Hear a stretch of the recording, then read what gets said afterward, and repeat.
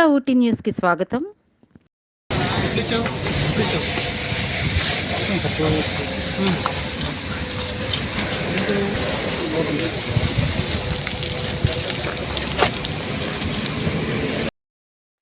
ద్విచక్ర వాహనదారులకు పోలీసులు భారీగా జరిమానాలు విధించారు.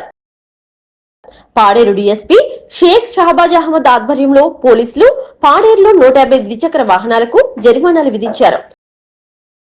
అదే సమయంలో అతి ఖరీదైన వాహనాలను పక్కన పెట్టి మీకు వస్తున్న ఆదాయం ఎంత, ఏమి పనిచేస్తుంటారు అనే వివరాలు సేకరించారు.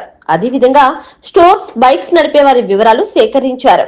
అనంతరం వాహనదారులకు ఒక చోట చేర్చి వారికి కౌన్సిలింగ్ ఇచ్చి పాడేరు పోలీసుల ఆధ్వర్యంలో మెగా డ్రైవింగ్ లైసెన్స్ మేళా ఏర్పాటు చేస్తామని, అందరూ సద్వినియోగం చేసుకోవాలని డీఎస్పీ షహబాజ్ అహ్మద్ కోరారు. ఈ కార్యక్రమంలో సిఐ దీనబంధు, ఎస్ఐ సురేష్ తదితరులు పాల్గొన్నారు.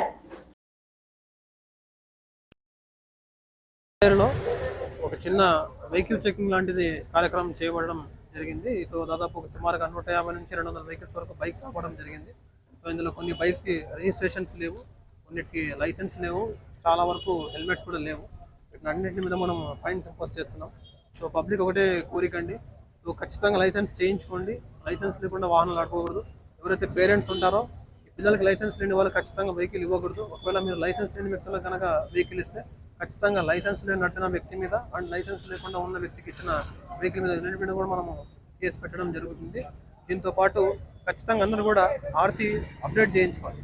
కొంతమంది వెహికల్స్ అమ్మేసి ఉంటారు, అమ్మేసినప్పటికీ పాత ఓనర్ పేరు మీద ఇంకా అలాగే కంటిన్యూ అవుతుంటుంది. సో ఒకవేళ ఆ కన్సర్న్ వెహికల్తో వాళ్ళు ఏమైనా క్రైమ్ చేస్తే ఆ కన్సర్న్ పాత ఓనర్ పేరు ఇంకా అలాగే ఆ క్రైమ్ అలాగే ఉంటుంది అన్నమాట. సో కాబట్టి ఎప్పుడైతే మనకు వెహికల్ అమ్మేస్తారో వెంటనే ఖచ్చితంగా ఆ వెహికల్ సంబంధించిన పేరు కూడా ఖచ్చితంగా మార్పించుకోవాలి. తర్వాత ఇక్కడ చాలా వరకు అందరికి లైసెన్స్ లేవు.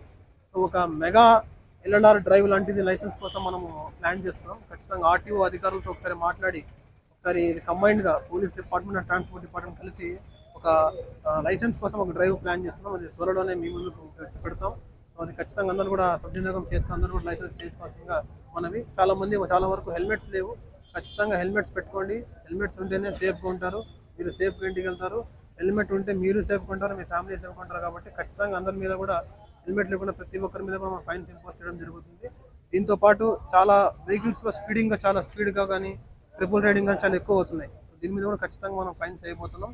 తర్వాత ఈ చాలా వరకు ఆటోలు అండ్ ఈ జీపుల్లో కెపాసిటీని మించి చాలా వరకు కూడా ఓవర్లోడింగ్ అయ్యి వెళ్తున్నాయి.